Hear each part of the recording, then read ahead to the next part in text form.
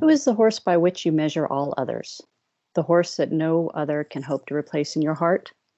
What would happen if you lost, then found, then lost that horse again? Grab some tissues for this bittersweet episode of Barn Stories. Welcome to the Barn Stories podcast. I'm Lori Prinz, editor of Equus Magazine. And I'm managing editor Christine Barakat. This podcast features our favorite essays and articles published in Equus over the past 40 years. Although Equus is known for articles on horse care and veterinary research, our editorial mission has always been guided by the bond that exists between horses and people. And each issue has featured a real-life story that celebrates how horses enrich our lives and touch our hearts. We've searched our archives, chosen the stories that resonated with our readers, and given them new life in this audio format. Longtime subscribers may recognize some of their favorite pieces. And if you're new to the Equus community, these stories will confirm that no matter what sort of saddle you sit in, a deep emotional connection to horses is something we all share. There are plenty of ways to describe a once-in-a-lifetime horse. Some people call them heart horses, others call them forever horses, and to some people they're unicorns. However you describe them, special horses are unforgettable and they leave an indelible mark on your soul. You don't have to own a horse to feel that powerful connection to him. The story we're featuring in this episode explores a relationship between a woman and a once-in-a-lifetime horse who always belonged to someone else. The pair worked together for a bit, then they were separated by circumstance. Years later, they met up again and the bond was still there. Be forewarned that the story is sad, but if you've ever walked into a new barn and seen a familiar, friendly equine face, you'll identify with the joy this author felt, even for a short while. So have some tissues handy and get ready to contemplate what makes a horse really special as we listen to My Forever Horse by Alika Loredo.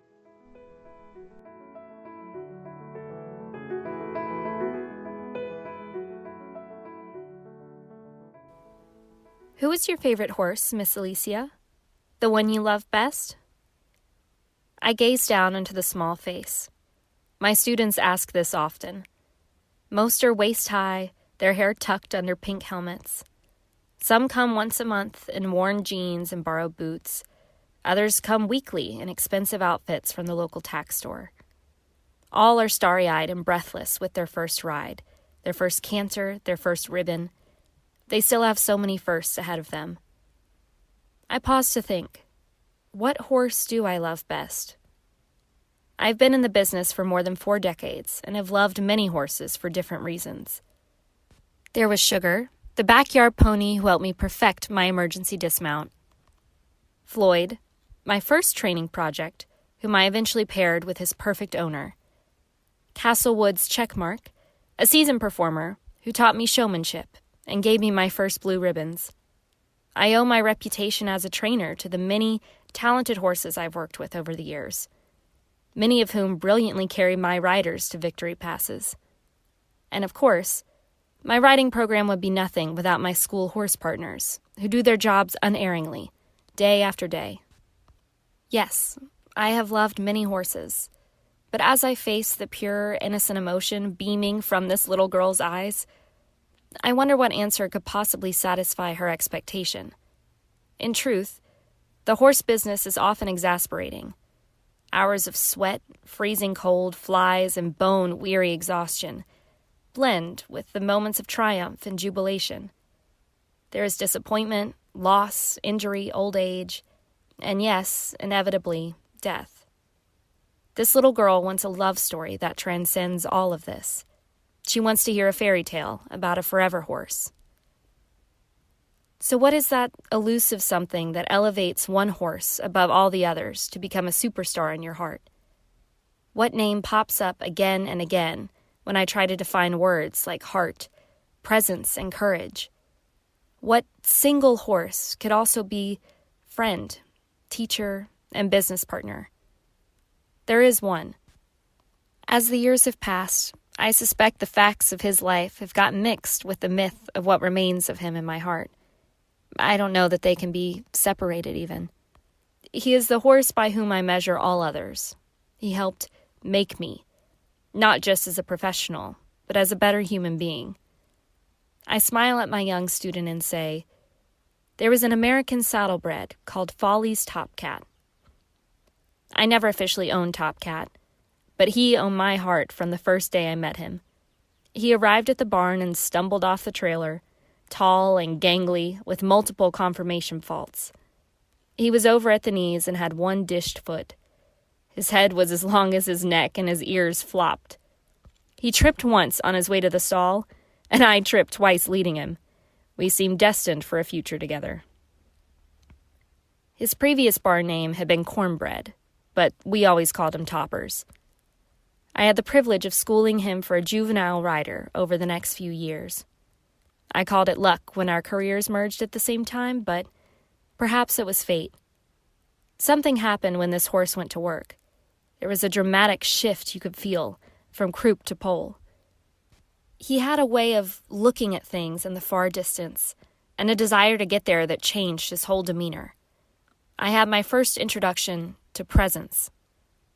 Presence makes a horse seem much bigger than the competition.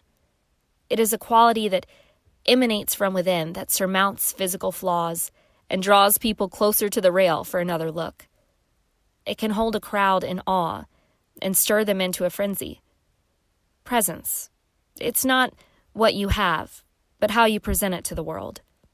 Standing in his stall, Toppers was just plain old Cornbread. But when he hit the show ring, he owned it. He taught me, too, to stand tall and proceed with confidence. Folly's Top Cat carried his young rider to many victories. But the show I remember most was a little 2-day event in the mountains of North Carolina. It was where he demonstrated the true meaning of heart. The Saturday night American Saddlebred Pleasure Championship class started with 30 horses who had to walk, trot, and canter both ways in the ring. In a class that big, it is common to pull the top horses in for a second workout and send the rest out of the ring. Top Cat and his rider made that first cut.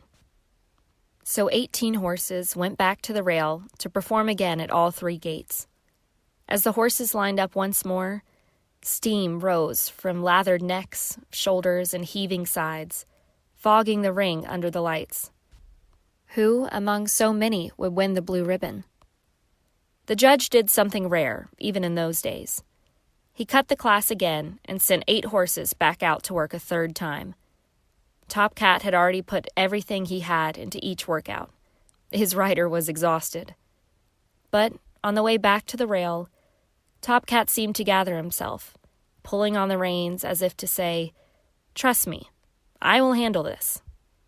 Then he settled back and started climbing, trotting higher and higher as the mist swirled and the crowd cheered.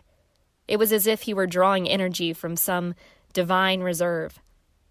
He won more prestigious ribbons in his career, but that blue always stands out in my memory as his best performance.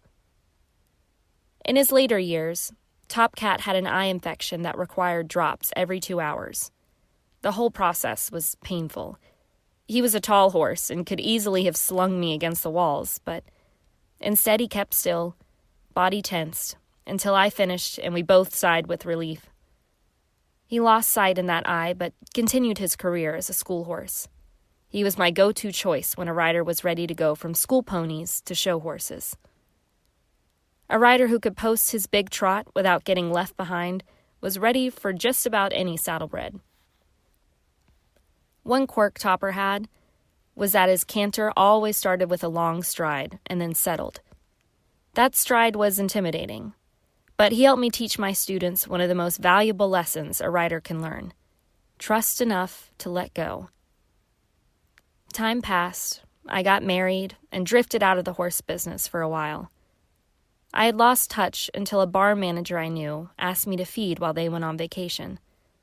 As it turned out, Top Cat was boarded there. I arrived and took a look at my old friend. He was down in the stall, but got up and shook himself off when I approached. He was well over 20 and showed the signs of age. I went on with my rounds, but when I got back to him, he turned to the corner and ignored his grain. I immediately called his owner and the veterinarian and haltered him to start walking. He followed willingly with a few pauses as dusk deepened to dark. When he lay down again, he wasn't stressed, so I let him rest a while I waited for the veterinarian. I ran my fingers into the deep hollow above his blind eye, traced the gray hairs on his face, and stroked those ears he always used so well. His knees had grown knobby and stiff with age. I suddenly realized that I had never owned this horse, and yet here we were, together again by some quirk of fate. I sensed that it might be the last time. People want to continue a tangible connection to what we love. This was the horse who never gave up. Surely he could be saved. This was the horse who taught me the most important lessons of my career and symbolized the characteristics that I continue to strive for. My mind raced wildly for ways to resurrect his body, forgetting for a moment what the cost and quality and dignity of his life might be. Where was the vet? I tugged at the halter. Top Cat raised his head, ears forward, and looked up past me, as he had done so many times from a center ring lineup. This night there were no crowded rails, no spotlights, no organ music or cheering. It was just him and me, joined once more under an infinite country sky littered with stars. I'm not sure I believe in animal communication, but at that moment, as he lay his head down once more, I felt the words, "I'm so tired." Love. It's how we can best serve our equine friends. Sometimes we have to give them permission to go, without the added trauma of our own selfish needs. Sometimes we simply need to say goodbye.